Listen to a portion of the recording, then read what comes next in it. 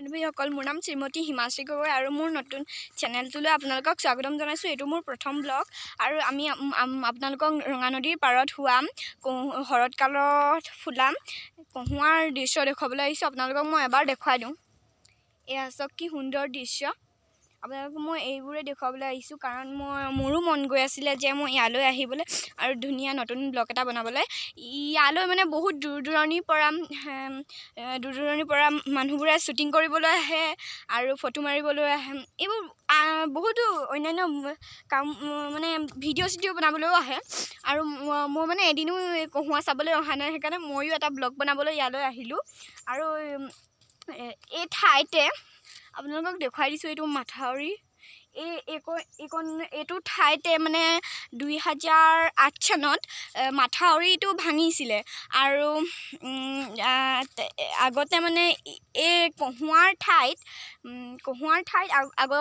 আগত অন্যান্য মানুহবোৰে খেতি কৰিছিলে। ইয়াত মানুহবোৰে খেতি কৰিছিলে আৰু খেতিটো 2008 চনত ধ্বংস হৈ গ'ল কাৰণ 2008 চনত ইয়াত মাথাউৰি ভঙাৰ কাৰণে সকলো খেতি বাতি উটি গুচি গ'ল। ইয়াত থকা সকলো খেতি বাতি উটি গুচি গ'ল আৰু সেইকাৰণে মানুহবোৰৰ মানে আকৌ খেতি কৰিবলৈ মন নগ'ল।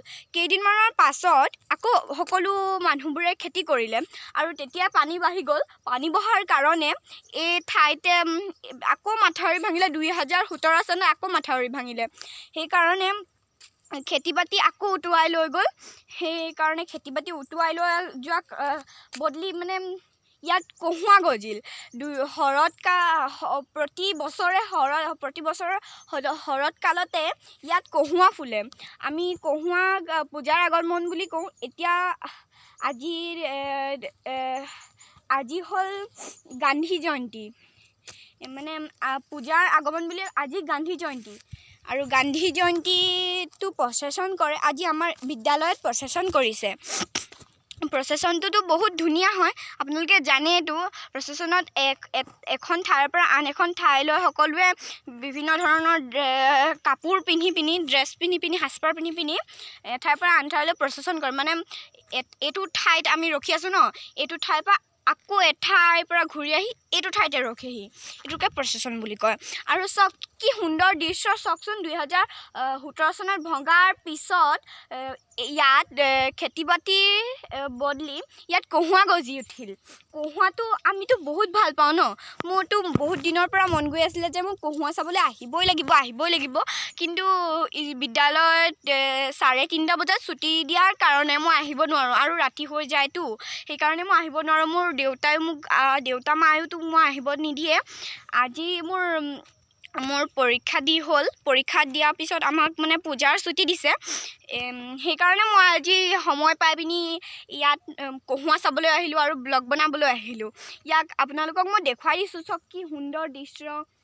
কহুৱা ফুল ইমান সুন্দৰ দৃশ্য। ইয়াৰ কিনাৰতে নদী আছে, ৰঙা নদী। মই এতিয়া ৰঙা নদীৰ পাৰলৈ যাব নোৱাৰোঁ কাৰণ ইয়াত তললৈ মোক মায়ে যাবলৈ মানা কৰিছে। পাছততো গালি দিলেতো কেছটো বেয়া হৈ যাব ন। ইয়াত কি সুন্দৰ দৃশ্য আপোনালোকক দেখুৱাইছোঁ চাওক। আৰু ইয়াতে মই সামৰণি মাৰিছোঁ। আকৌ এবাৰ কৈ দিছোঁ, মোৰ এই চেনেলটো ছাবস্ক্ৰাইব কৰি দিব, কমেণ্ট কৰি দিব আৰু ভাল পালে লাইক কৰি দিব। যদি কোনোবাখিনিত অকণমান যদি বেয়া হৈছে কমেণ্টত জনাই দিব।